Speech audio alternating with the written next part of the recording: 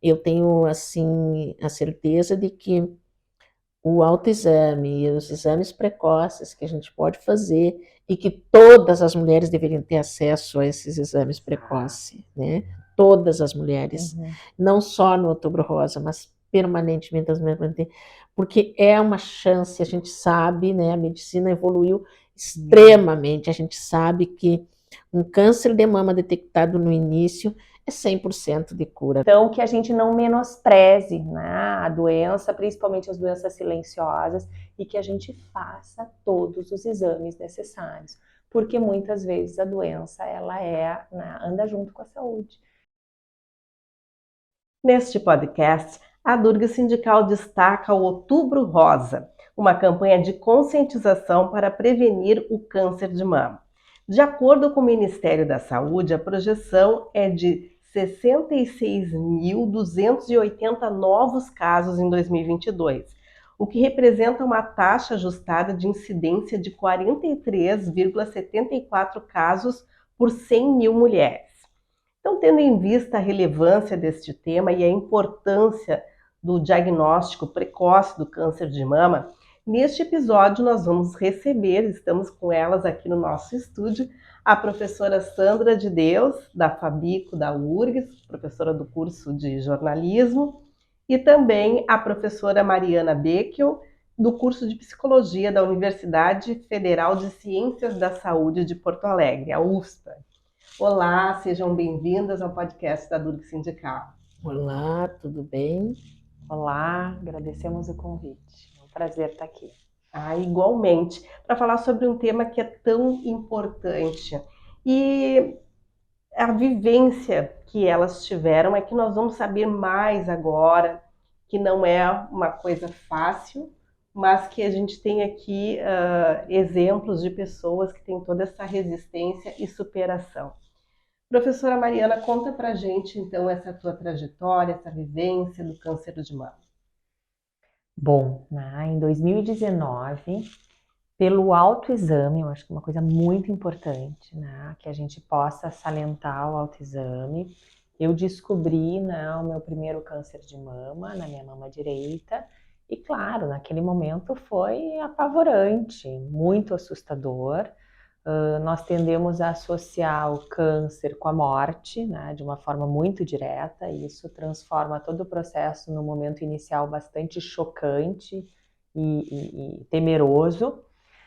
Mas, enfim, eu consegui entrar em tratamento precoce, o autoexame me ajudou muito que eu buscasse em seguida.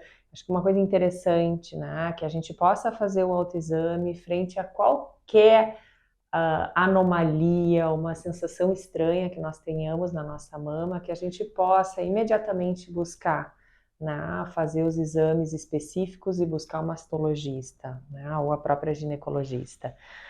Eu ainda demorei ali, eu palpei uma pedra, eu acho que isso é interessante, assim, não sei como é que foi da Sandra, mas eu senti literalmente uma pedra, que seria diferente se a gente apalpa e sente uma gordura, uma bolinha, de tecido. Não, era como se eu tivesse uma pedra cristalizada dentro. Eu ainda demorei um mês, porque a gente nega, e eu que sou da psicologia que afirme com todas as palavras, passei aquelas primeiras semanas negando e aquilo aqui, até que eu fui realmente investigar. Foi muito assustador, eu resolvi naquela época tirar minhas 2 mamas, fazer uma mastectomia bilateral radical, ainda que não precisasse, era um câncer inicial. E quando se faz a cirurgia para retirada, a gente examina os linfonódulos. Existe um que é o primeiro, linfonódulos são os que nós temos aqui na axila, que fazem a limpeza das impurezas, enfim, nós temos linfonódulos em vários lugares do corpo. E o meu sentinela, que se chama, que é o mais próximo da mama, naquele momento se encontrava negativo, ou seja, não tinha células cancerígenas ali naquele momento. Isso fez com que eu não esvaziasse, como nós falamos, a minha axila. Aí, fiz a mastectomia, é um processo que não é fácil. Primeiro eu retirei as mamas, aí eu fiquei com extensor porque o tecido tem que ir, né, expandindo. Depois eu coloquei, né, bastante tempo depois eu coloquei uma prótese. Fiz quimioterapia na época e não fiz radioterapia porque como eu tinha tirado a mama, a radioterapia seria local, porque eu não tinha nada aqui, e não fazia sentido porque eu tinha esvaziado. Ok, segui minha vida, né? Um processo difícil. Na época, acho que eu fiquei 4 meses em licença da universidade. E um pouco que nós estávamos conversando, né? Sempre fui uma pessoa que tive hábitos de vida, né, muito saudáveis, sempre fiz exercício físico ao longo da minha vida, busca por alimentos orgânicos, né? Inclusive, né, nos últimos 2 anos, antes desse primeiro câncer, eu vinha buscando meditação, yoga, era um momento que eu me sentia mais equilibrada. Então, isso é surpresas da vida, né? Acho que por isso que eu demorei para acreditar que aquilo não combinava com a forma como eu me sentia. E o câncer de mama tem isso, a gente não vai ter sintoma, nós não nos sentiremos doentes, o que dificulta esse diagnóstico e a nossa própria negação. Na verdade, intensifica a negação. Fiz todo o tratamento que era requerido no momento, né? Daí, vida normal que segue, muito bem, né? Os próximos tempos, passei 2 anos muito bem, justamente quando eu estava me libertando do tratamento, veio a pandemia, então assim, estava pronta para viver, né, a vida, a gente teve que se refugiar em casa e tudo aquilo que vivemos. Quando nós estávamos saindo da pandemia, num exame de revisão, eu descobri que eu tinha na minha axila vários linfonodos contaminados, novamente. Foi um outro susto, né? Mas como eu vinha falando também, e costumo falar, a gente supera o inimaginável, né? A gente, quando vê, tem recursos internos e de rede. Eu acho que é muito importante a gente contar com a nossa rede de amigos. Para mim fez muito sentido poder falar no assunto e não ficar no anonimato. Eu acho que a gente tem que respeitar como as pessoas lidam, cada um tem um jeito. E, né, eu acho que é importante esse respeito, mas particularmente para mim foi muito importante. E nessa segunda recidiva eu esvaziei, né, a minha axila. O que significa esvaziar? Tirar todos os linfonodos que existem, e fiz uma quimioterapia mais forte, 10 meses de licença da universidade, 9 meses e pouco. Radioterapia, que eu não tinha feito na época, bastante também, 25 sessões de radioterapia, além da cirurgia, né?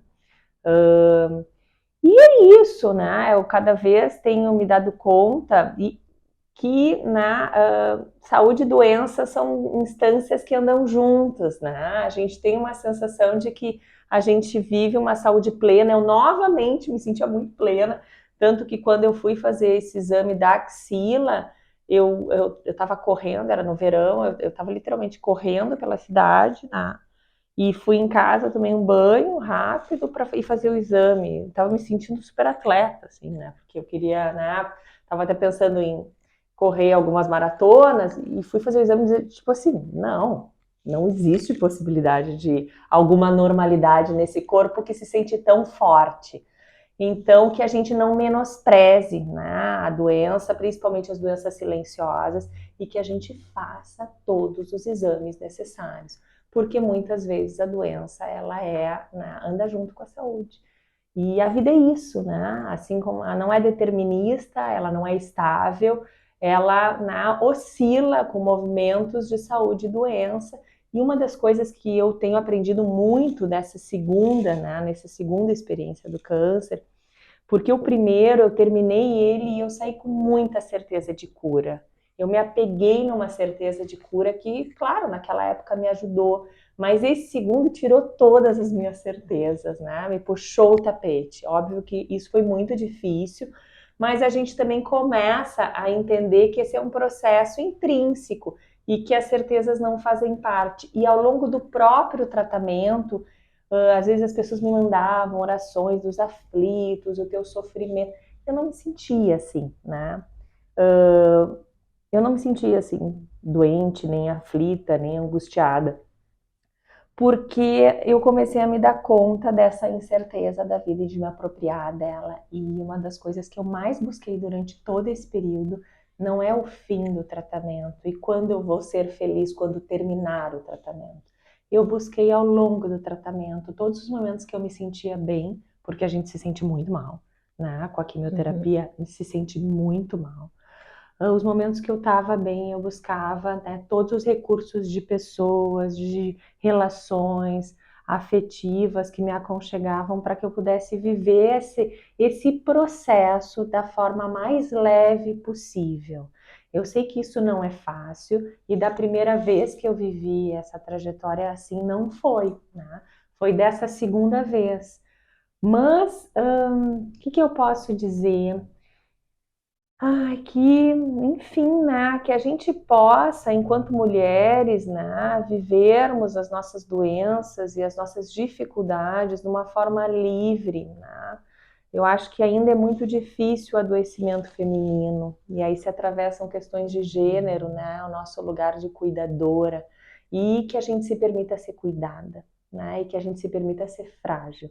Porque para mim não são antagônicos. A potência ela vem justamente da gente assumir a fragilidade, né? E a conexão com a vida vem justamente também da gente assumir que em algum momento a gente vai morrer e que a gente não tem controle sobre isso, né?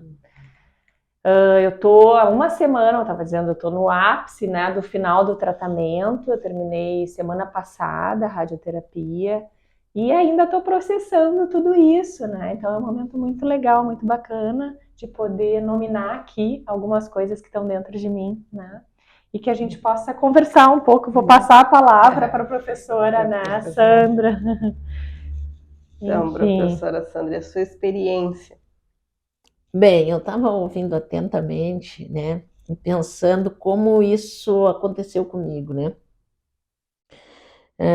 Eu já era mais velha, lógico, né?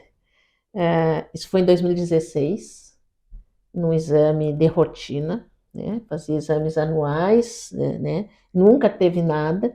No exame de rotina, mamografia de rotina, apareceu um nódulo muito pequeno, e em seguida era um nódulo suspeito, né? E o mundo desaba.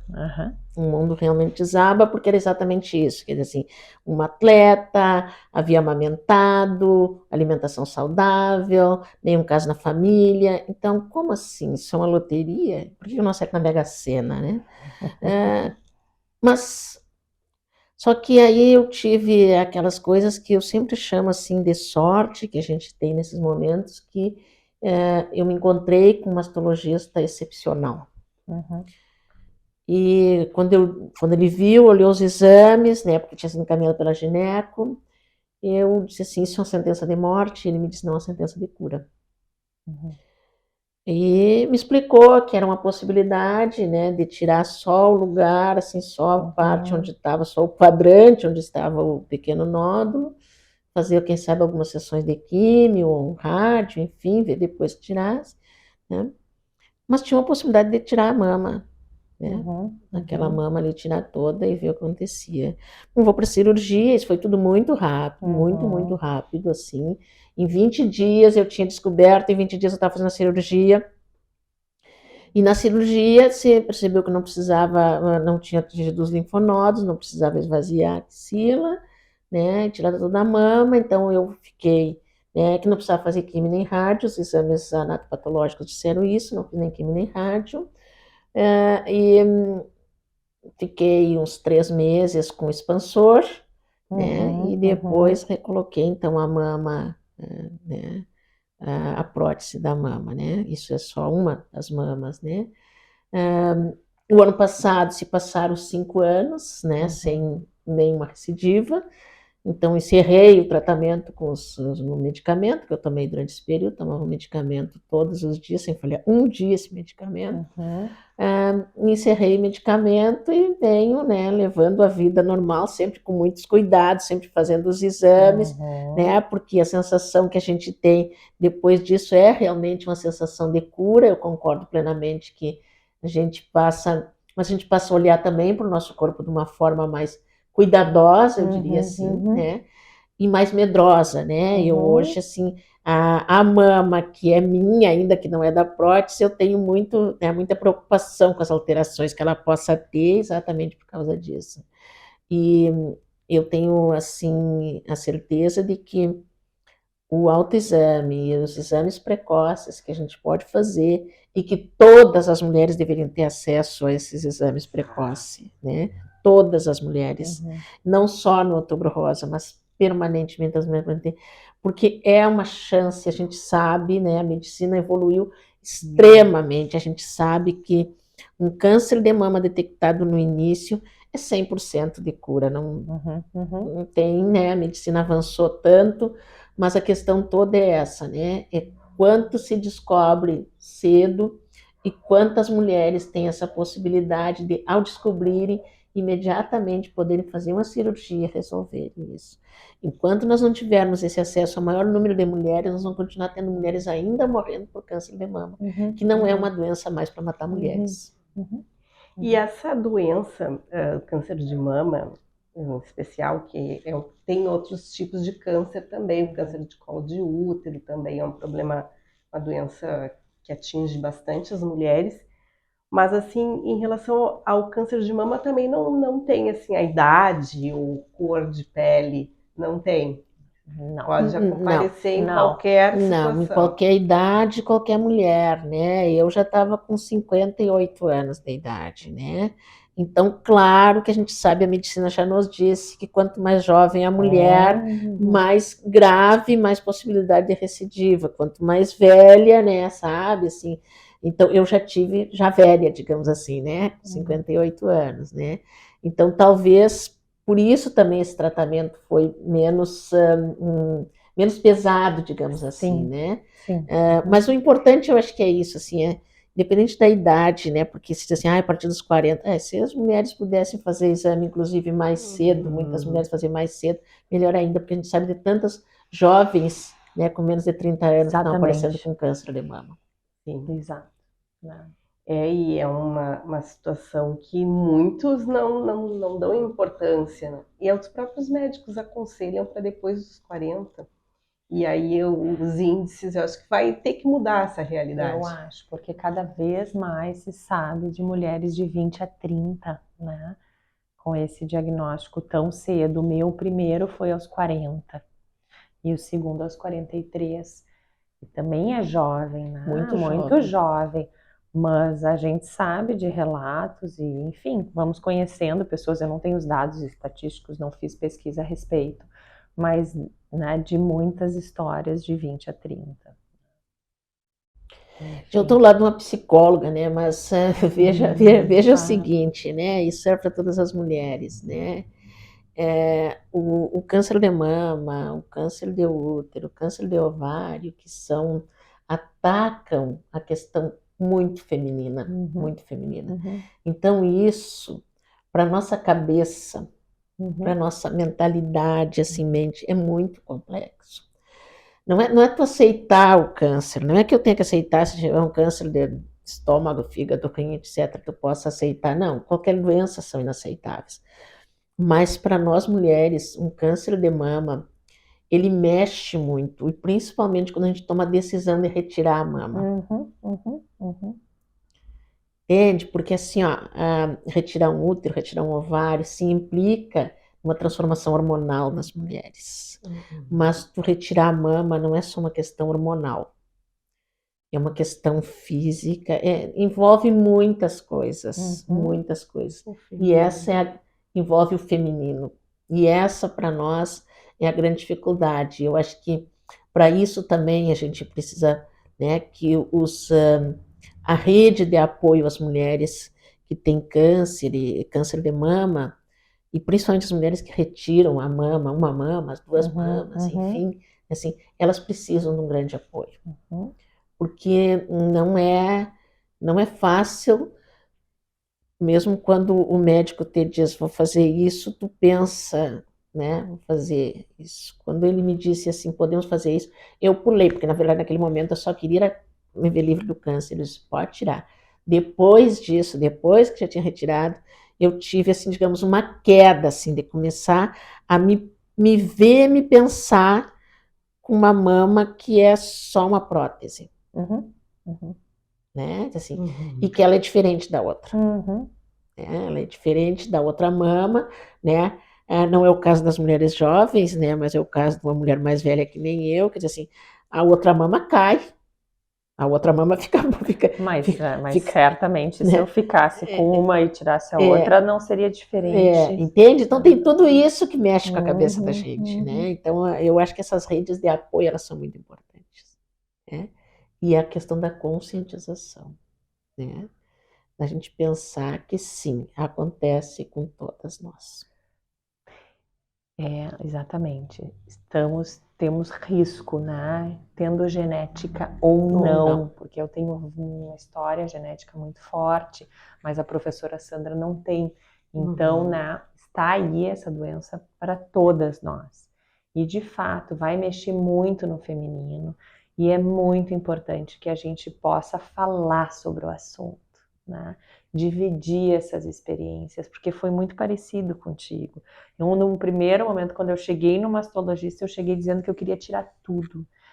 Enfim, né, naquelas conversas anteriores da história da Angelina Jolie, não sei o que, eu já tinha na minha cabeça, e nunca pensei que aconteceria comigo, mas aquelas conversas rasas, né? Se eu um dia tivesse, ou se eu tiver, eu tiro tudo, papapá.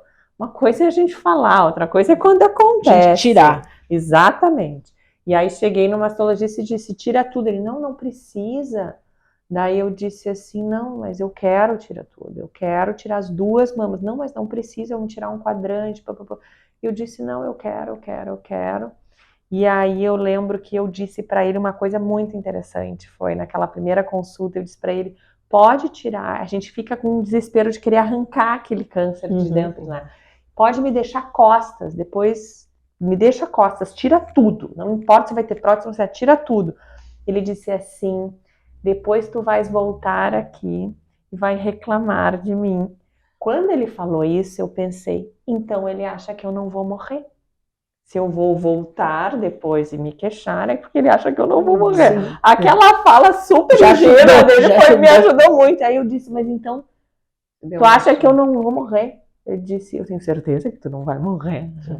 A gente descobriu muito precocemente e tu tá querendo um tratamento a mais, né? Então, assim, 99% de possibilidade, não lembro qual percentual, se era exatamente esse, mas fazendo o tratamento, a gente já tem a cura.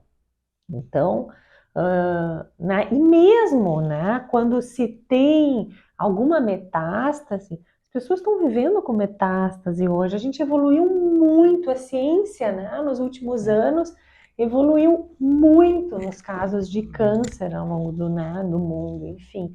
O que nós temos que evoluir de fato, né, professora Sandra, é a prevenção e principalmente o acesso rápido aos exames e ao tratamento, porque não basta eu descobrir e começar o tratamento daqui a 6 meses, não. Nós tivemos, né, o privilégio de começar, eu também, foi 15, 20 dias eu já estava na mesa cirúrgica. Então, isso nós temos que avançar, né, porque a ciência está aí, está disponível, né. E em relação a essa rede de apoio, professora, na sua área de psicologia, assim, como tem visto isso, tem acontecido no seu caso, no caso de outras mulheres, né, que você tem observado? Sim, existem instituições, né, existem ONGs, por exemplo, né, o Projeto Camaleão em Porto Alegre, lá se reúnem, né, eu acabei, na primeira vez eu participei de algumas coisas, dessa segunda vez não, mas existem, né, grupos para relatar as experiências, e eu acho que o processo terapêutico também, se possível, porque também sabemos que nem sempre existe esse acesso, né? É um espaço muito importante. E quando não há esse espaço, que a gente possa conversar com homens e mulheres sobre o assunto. E que essas pessoas da rede tenham uma abertura, né? Que não são profissionais, eu estou dizendo uma rede de apoio informal, que tem uma abertura para o sofrimento dessa pessoa, porque a gente vive uma sociedade que existe muita dificuldade, né, das pessoas aguentarem a dor, o choro, essas sensações todas que a gente fica, né, de feminino depois da cirurgia, quando eu me vi naquela situação, e depois a mama não é a mesma, né, Sandra? Ela é gelada, ela não tem a pele, tem uma série de sensações que mudam, e que a gente possa falar com maior liberdade, e que as pessoas possam tolerar, escutar, porque a escuta também não é um processo fácil. Tu tá bem, né? Tu tá bem, tu tá bem, tu tá bem. Às vezes as pessoas chegam, né, não aguentando que a gente possa abrir o espaço para chorar, para né, para dividir a dor. Ai, vai passar, vai sarar, tu vai ver. Ou seja, não deixa nem tu, né, dividir, desabafar. Então, que a gente não tenha medo de acolher a dor, porque não é desorganizador. Desorganizador é a gente engolir sozinho. Né? Isso sim é perigoso.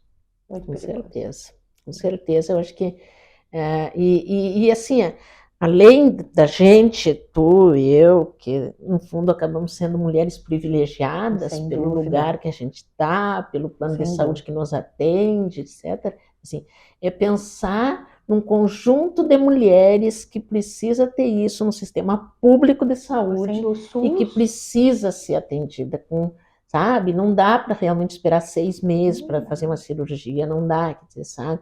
Essa questão, sim, isso tem que estar no plano de governo. existe legislação para isso. Mas tem que ser cumprida, Isso, entendeu? Tem que exato. ser cumprida essa legislação para que essas mulheres todas tenham esse acesso e possam rapidamente, na hora do diagnóstico, poder sair dali sabendo que daqui tantos dias tu vai fazer já tua cirurgia e tu já vai ter uma mama nova nesse lugar. Até existe essa lei também para colocar prótese também Sim. pelo Sistema Único de Saúde. Exatamente. Se nenhuma mulher sai dali da cirurgia sem nada, uma parede, já sai com um expansor. Mas a questão que eu insisto é a demora em fazer a cirurgia. Entre o diagnóstico e fazer a cirurgia, há uma demora. E isso é que a gente precisa vencer.